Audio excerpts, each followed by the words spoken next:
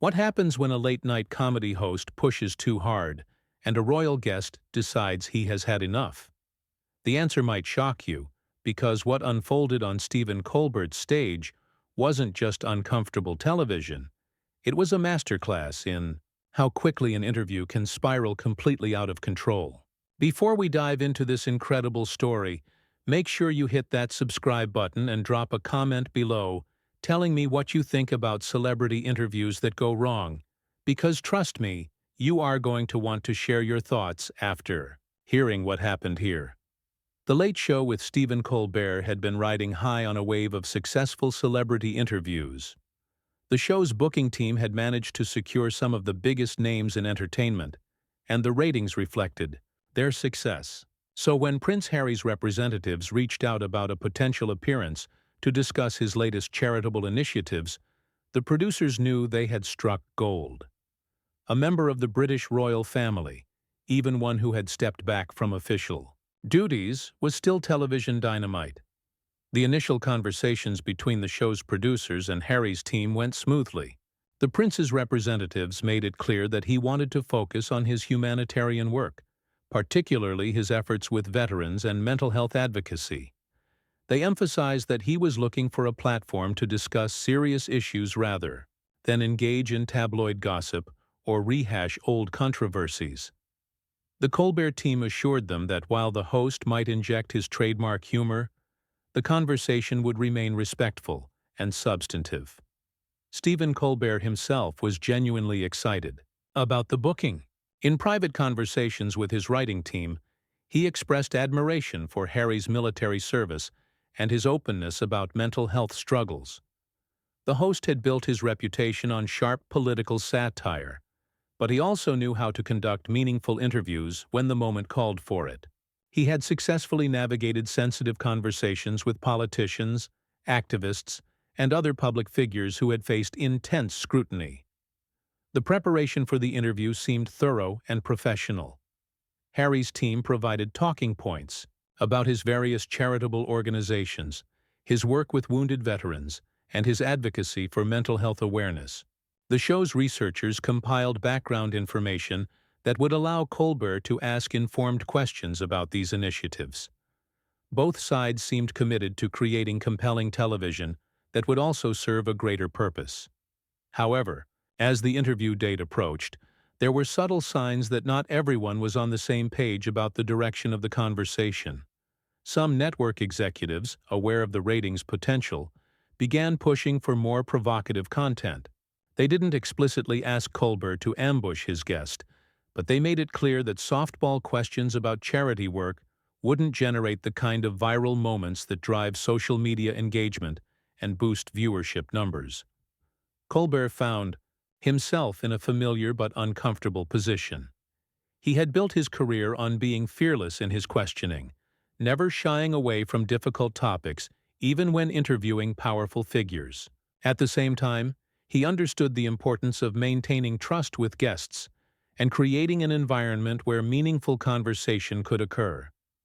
The pressure from network executives created a tension that would ultimately influence how the interview unfolded. The day of the taping arrived with all the usual fanfare that accompanied a high-profile guest appearance. Harry arrived at the Ed Sullivan Theater in Manhattan with a small security detail and his media representative.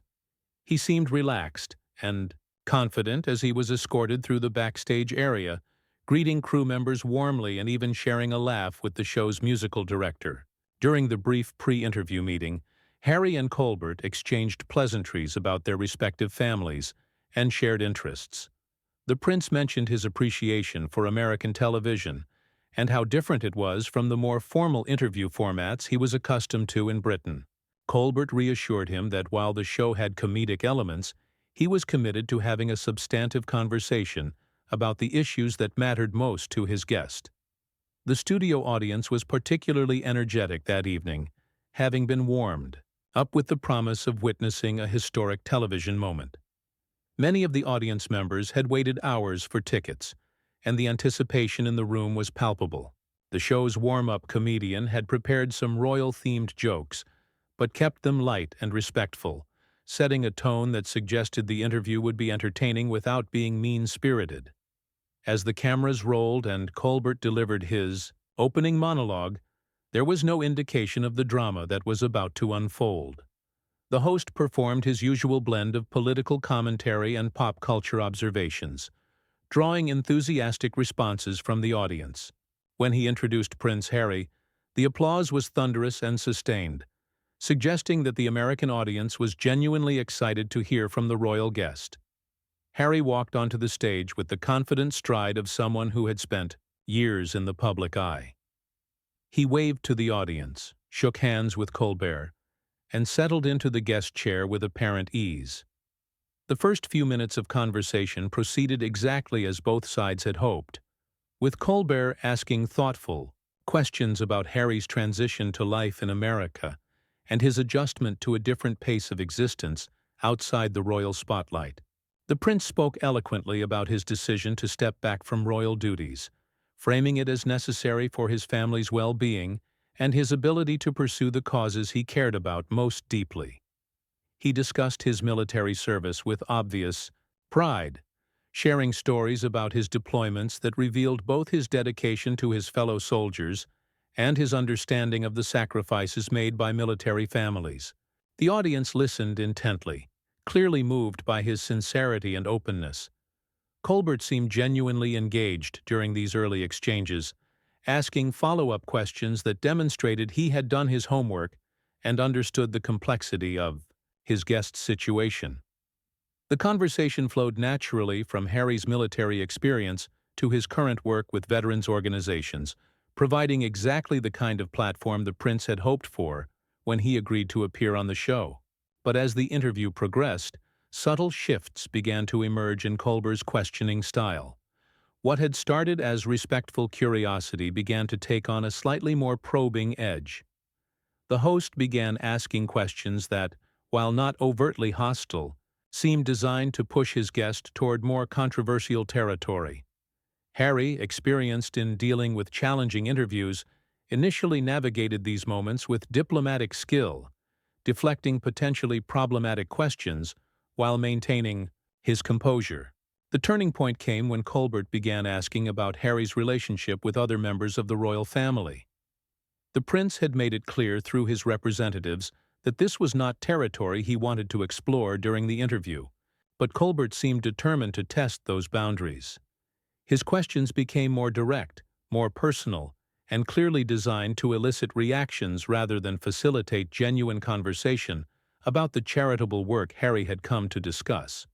Harry's jaw tightened slightly as Colbert pressed forward with questions about family dynamics that had clearly been marked as off-limits. The prince maintained his diplomatic composure, but those familiar with reading body language could see the subtle signs of growing irritation.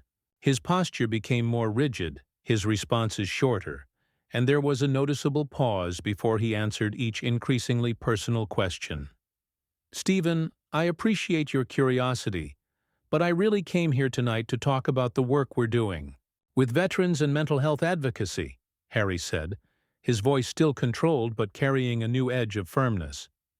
"These are issues that affect millions of people, and I think your audience would find those stories much more meaningful than rehashing old family disagreements." Colbert, however, seemed to interpret this redirection as an invitation to push harder rather than a clear boundary being established. The studio audience, initially enthusiastic, began to sense the shift in energy. Some viewers later described feeling uncomfortable as they watched the interview take on an adversarial tone that hadn't been present in the opening minutes.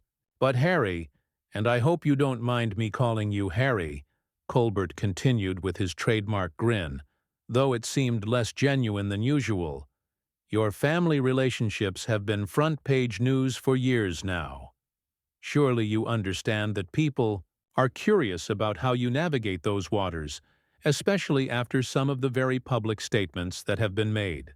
The prince's media training kicked in as he attempted to steer the conversation back to safer ground. "What I've learned through my work with mental health organizations is that family relationships are complicated for everyone, not just people in the public eye. The veterans I work with often struggle with family dynamics when they return from a deployment, and that's something we can all relate to and learn from. It was a masterful deflection, turning a personal attack into an opportunity to highlight his charitable work while acknowledging universal human experiences.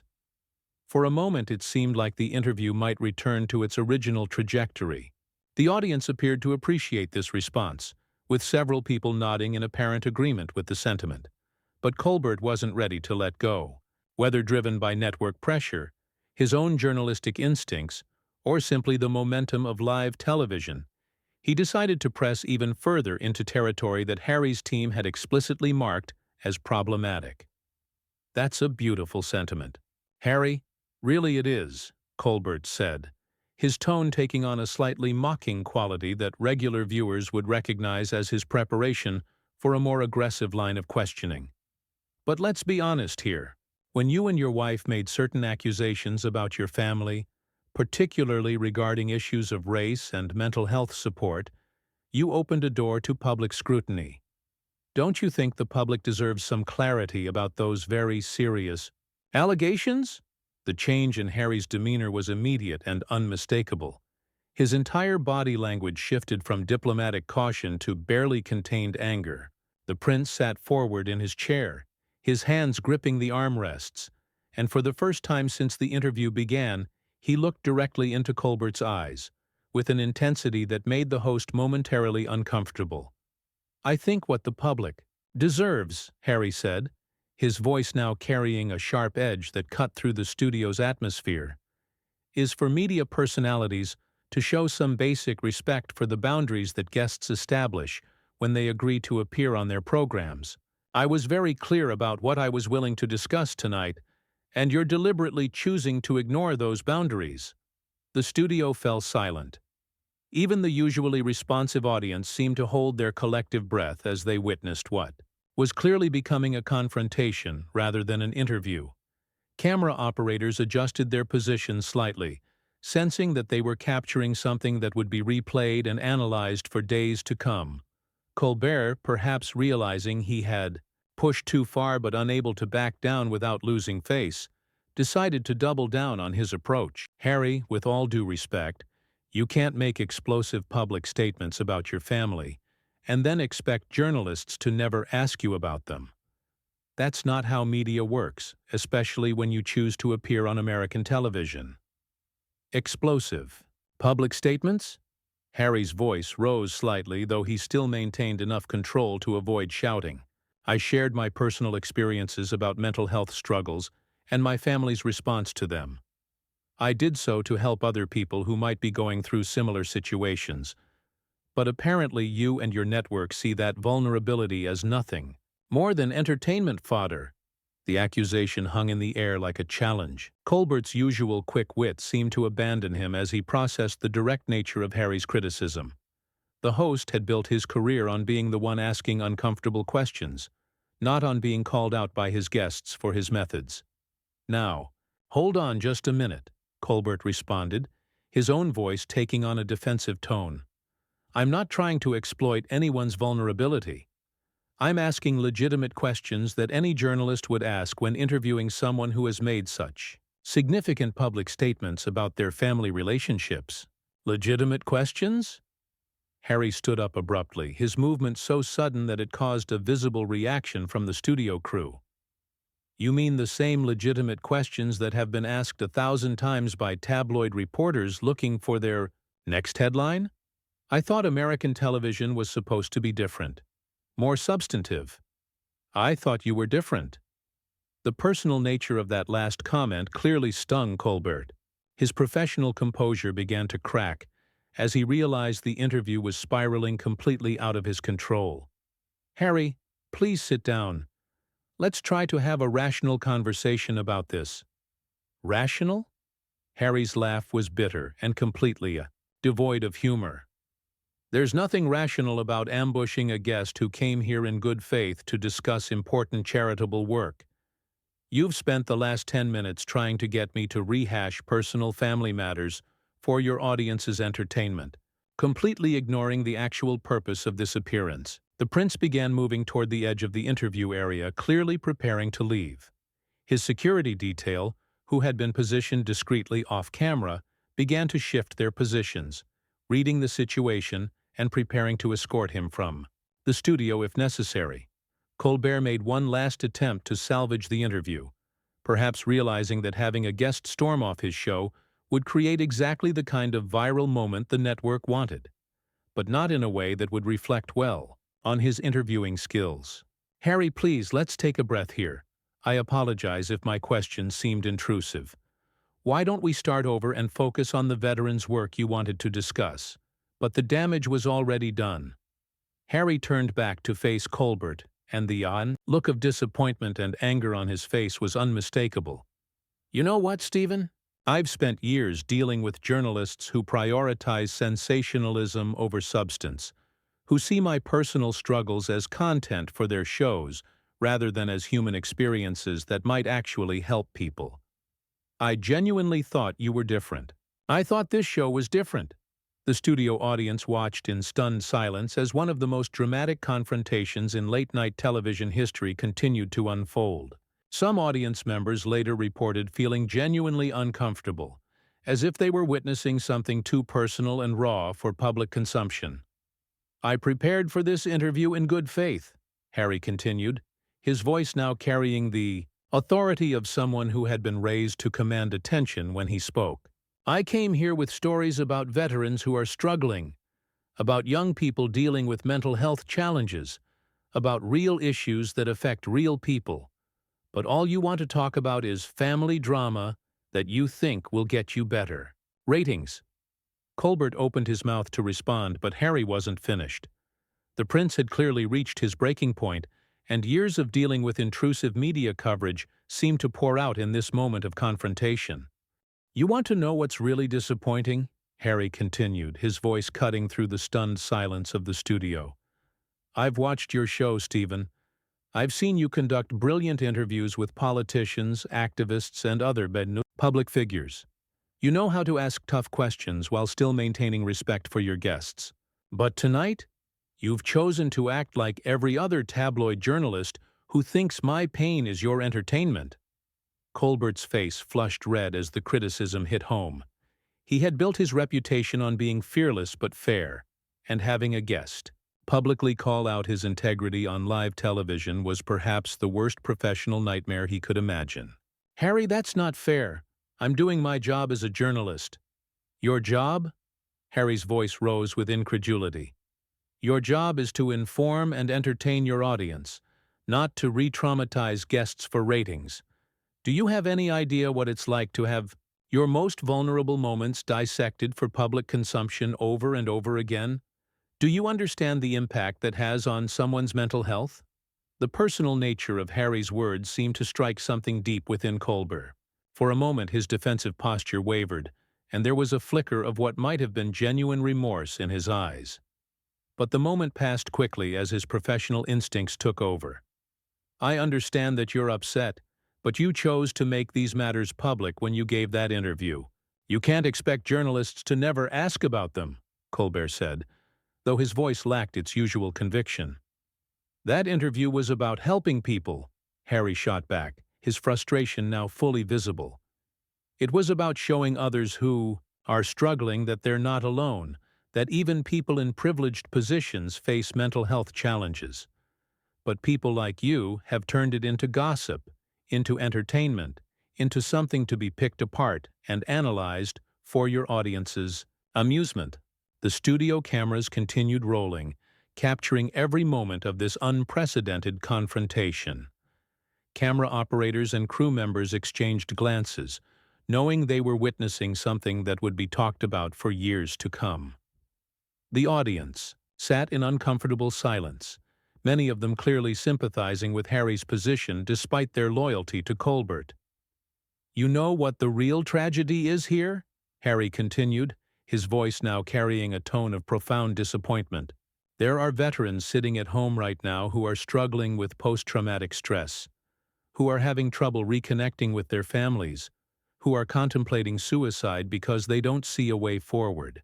I came here tonight with stories that could have helped them, with resources that could have saved lives, but instead, you wanted to talk about family drama. The weight of that statement settled over the studio like a heavy blanket. Even Colbert seemed momentarily speechless, as he processed the implications of what his guest was saying. The host had always prided himself on using his platform for important causes, and being told that he had squandered an opportunity to help people clearly affected him. "Harry, please, let's refocus. We can still talk about the veterans' work," Colbert said, his voice now carrying a note of desperation, as he realized how badly the interview had gone off the rails. But Harry was already moving toward the stage exit, his security team falling into step behind him. "No, Stephen. You had your chance to do something meaningful tonight, and you chose sensationalism instead. You chose to treat me like a character in a soap opera rather than someone who genuinely wants to make a difference." The prince paused at the edge of the stage and turned back to face Colbert one final time. "You know what's really sad? Your audience deserves better than this. They deserve substantive conversations about issues that matter. They deserve to hear about solutions to problems rather than just gossip about famous people's personal lives." "Harry, please don't leave like this," Colbert pleaded, but his words fell on deaf ears. "I'm leaving because I have more respect for your audience than you apparently do," Harry replied, his voice now cold and final. "They came here tonight expecting to learn something, to be inspired, to hear about ways they could help their communities. Instead, you've given them a Jerry Springer episode with better lighting." The comparison to daytime tabloid television was perhaps the most cutting insult Harry could have delivered. Colbert visibly winced at the words, knowing that his guest had identified exactly what he had feared the interview might become. "This is what's wrong with media today," Harry continued, his voice now carrying the authority of someone delivering a verdict. "You have platforms that could educate, inspire, and heal, but instead you choose to sensationalize and exploit. You wonder why people don't trust journalists anymore? This is why." With that devastating final statement, Harry turned and walked off the stage, leaving Colbert standing alone in front of his stunned audience. The host attempted to regain his composure, but the damage was clearly done. His usual quick wit had abandoned him, and for several long seconds he simply stood there, processing what had just happened. The studio audience sat in uncomfortable silence, unsure whether to applaud, boo, or simply sit in stunned quiet. Many of them had come expecting to see their favorite late-night host conduct another entertaining interview, but instead they had witnessed what felt more like a public breakdown of trust between media and its subjects. Colbert finally found his voice, though it lacked its usual confidence. "Well, that was certainly unexpected," he said, attempting to inject some humor into the moment. But the laughter from the audience was scattered and uncomfortable, reflecting the general unease in the room. "We're going to take a quick commercial break," Colbert announced, his voice still shaky. "When we come back, we'll have our musical guest, and hopefully we can end tonight on a more positive note." As the cameras cut away and the show went to commercial, the studio remained eerily quiet.